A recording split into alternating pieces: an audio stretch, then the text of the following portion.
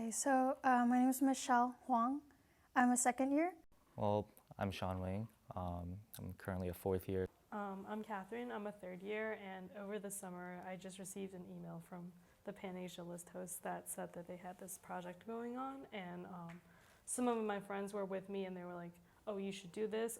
You like art, and you care about Asian American issues, so maybe you should do this." And I thought it was really cool because I hadn't seen so many Asian American social justice or even Asian American people much discussion or discourse on the Asian American experience on campus. So I think a lot of times conversations about identity, and then when there's racial and national tensions, they can end in frustration. It's hard for me to persuade my friends that have never experienced this how I feel. And I think it's frustrating because it's so personal. So I think one way to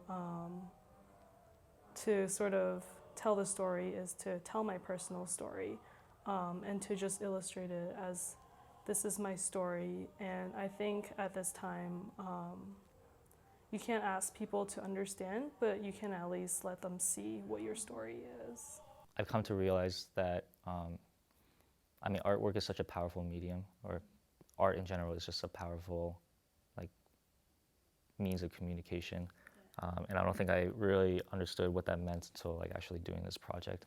I think before it was more just kind of for myself, or just to kind of impress other people. I don't know, drawing something very in detail. People kind of wow at it, and it's oh, you want to keep doing it. Or, you're just very pleased with the aesthetic part of it.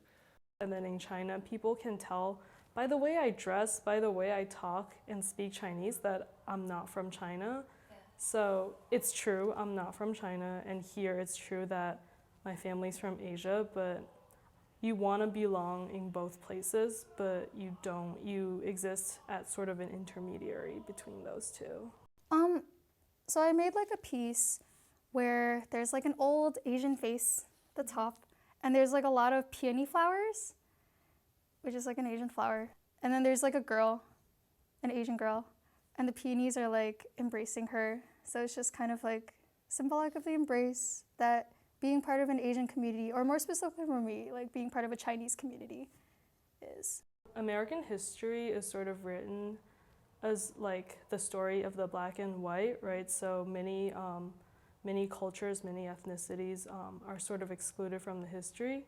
And I'm not really sure how that's come across, but I guess Asians have never really been involved in sort of social justice or political activism, so it's not something that has been brought into awareness. Because we had an idea about doing photo narratives, and then we were just trying to think about what would be a good title to make ours, and then we're just looking through campaigns from other universities, and then we came across the one from UChicago, and then it was called Through My Asian American Eyes, and we just found that, oh my god, this is such a good title. Perfect.